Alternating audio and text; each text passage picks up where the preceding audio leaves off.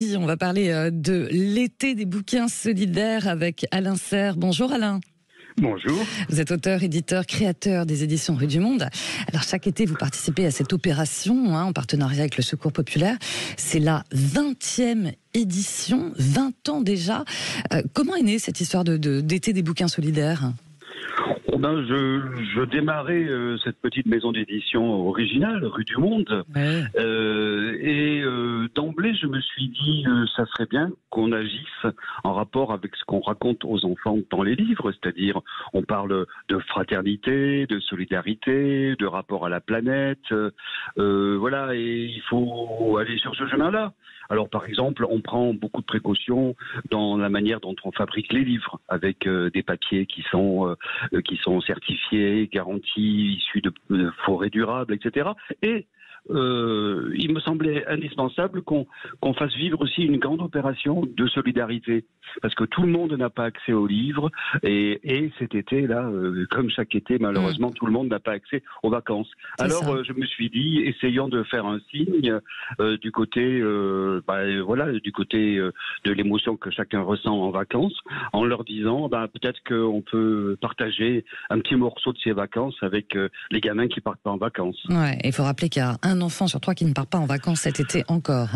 Oui, c'est énorme. Ouais. Et ça progresse en ces périodes d'inflation galopante, de difficultés multiformes. C'est encore plus fort cette année, plus marqué. Ouais. Et c'est douloureux pour les enfants de ne pas partir en vacances. Ouais, le droit aux vacances.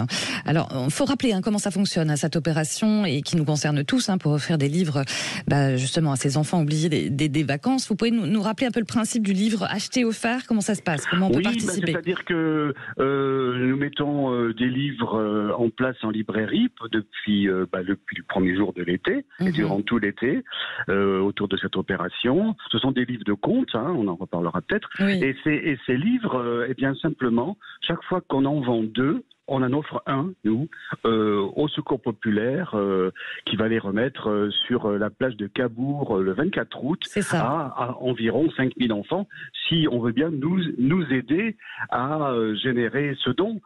Donc voilà, même quand vous achetez un seul de ces livres, bien sûr, ça contribue à la somme globale. Donc allez en librairie, guettez nos livres de contes de cet été. Qui sont des beaux livres, et je le dis très sincèrement, qui sont vraiment des beaux livres jeunesse, avec un vrai imprimé, un vrai contenu. Il faut, voilà, moi je tiens à le dire. Disons qu'on essaie de mettre à la barre au haut, pour, je dis souvent, partager du beau et du sens en même temps. Je crois que si notre action a son charme et sa beauté, il faut aussi que les livres soient à la hauteur de cette action et que on prenne les enfants au sérieux. Alors il y a par exemple dans les contes des ours et des loups du monde entier, magnifique recueil de contes, une vingtaine de grands contes.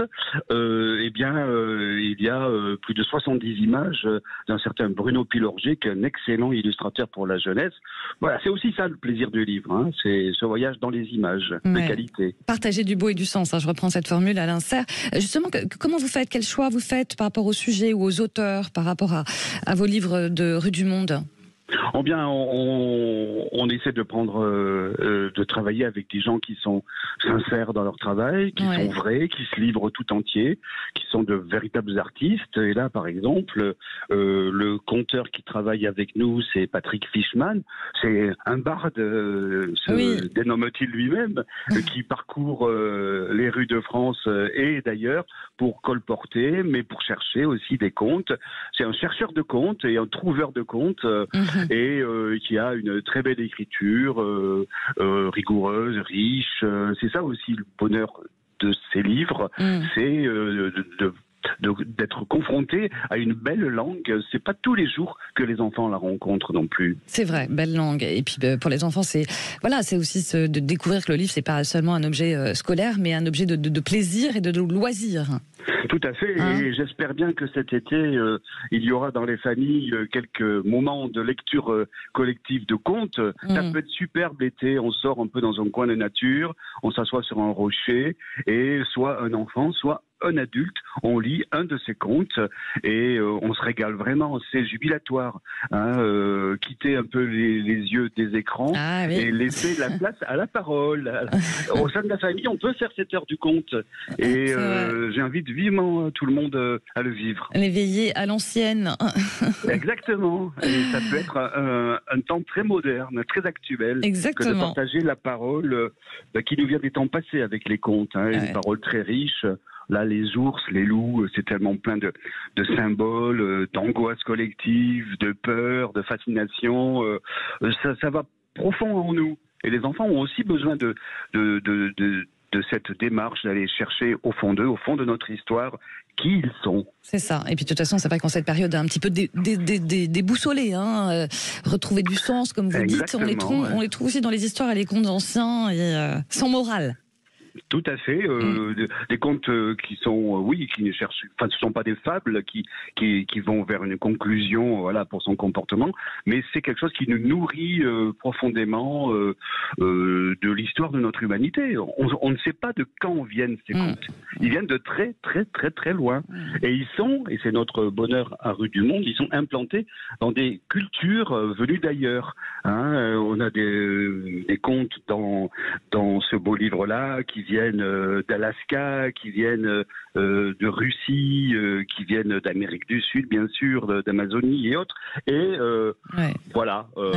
on se rend compte que nous sommes des petits humains universel. Et ben voilà, on restera sur ce joli mot, d'où le nom des éditions de Rue du Monde. J'invite les auditeurs à aller à la fois sur votre site et puis bien sûr en librairie, pour les enfants oubliés des vacances aussi. Merci beaucoup Alain Serre d'avoir été avec nous.